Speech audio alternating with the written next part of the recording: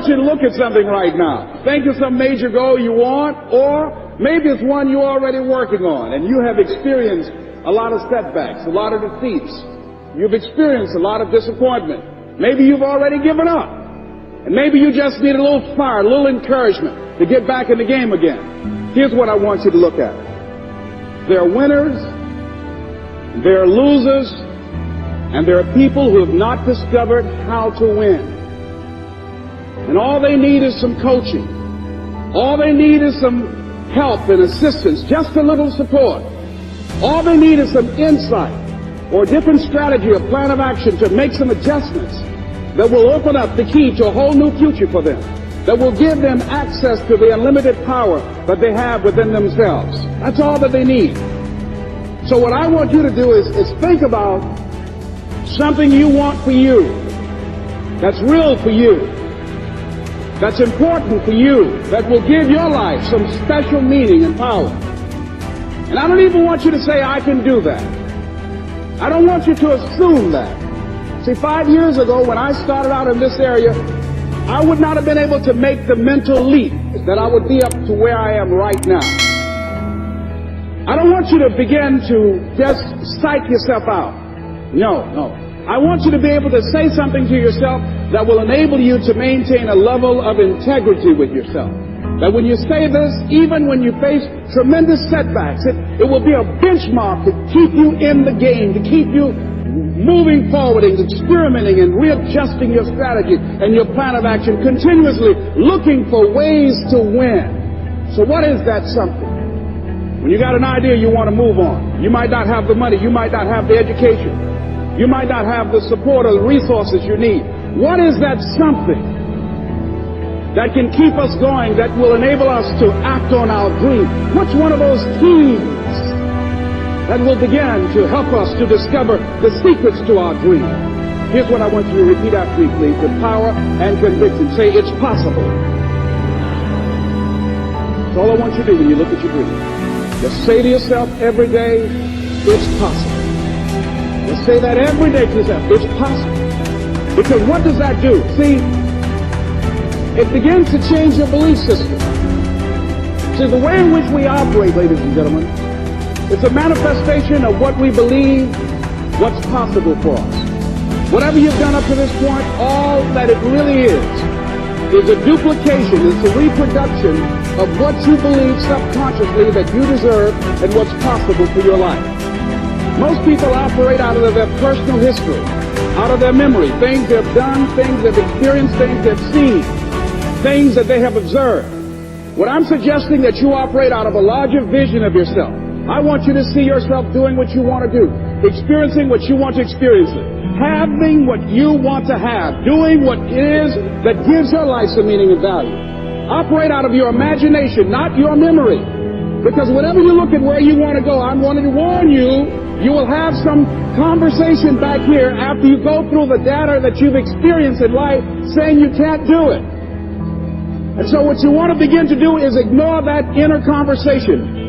Well, most people, ladies and gentlemen, when something happens to them, what they do is they begin to believe that that's the way it is. That's the way it's always been. And they can't see the possibility of it being any different. Example.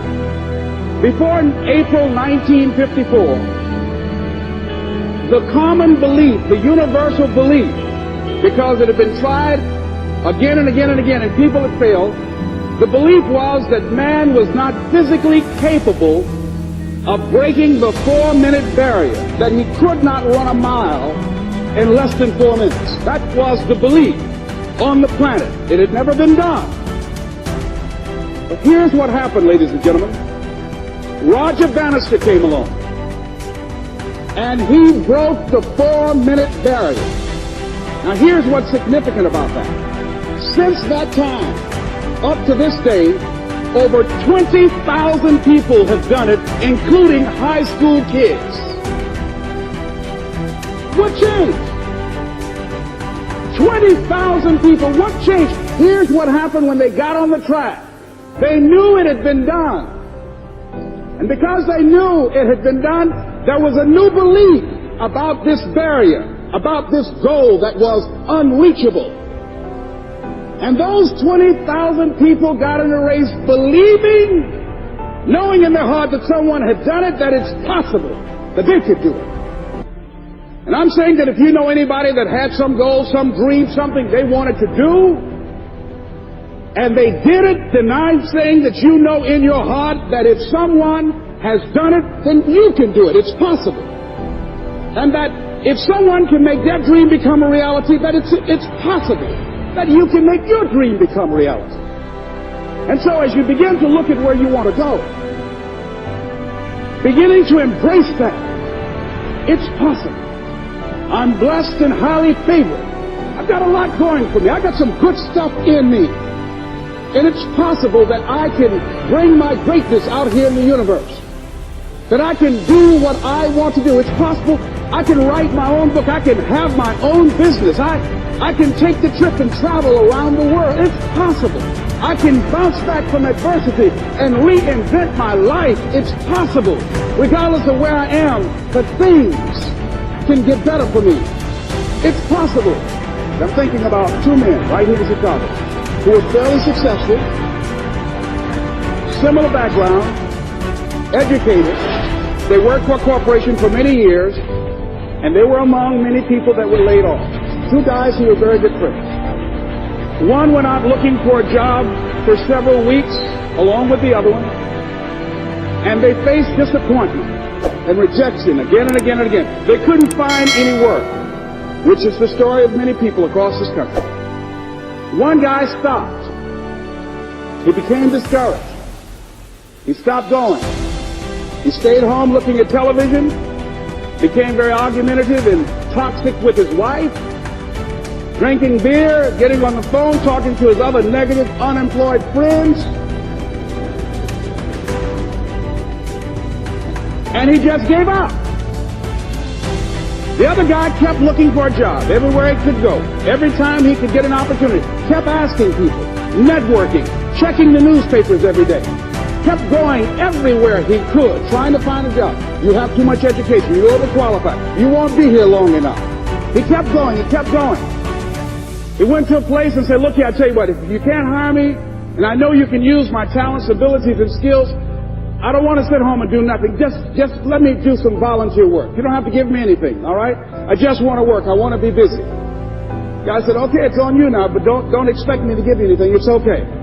This guy came in and worked. He was the first one there. The last one to leave was the best employee there. About 4 weeks later, one of the top managers quit. They were looking for a replacement. Guess who they selected? This other guy. This guy who was volunteering his time. He got the job.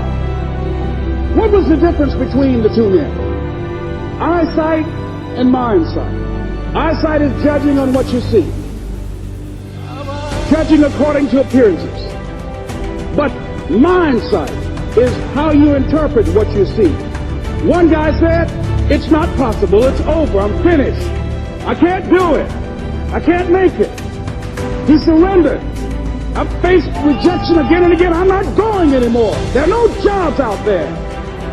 But this other guy, he felt that in spite of the no's and rejections, in spite of how bad the economy is, in spite of what the newspapers are saying, that it's possible that somebody somewhere will give me a job. He just kept going, thinking it was possible. And guess what, ladies and gentlemen? That's what we have to do with our dreams.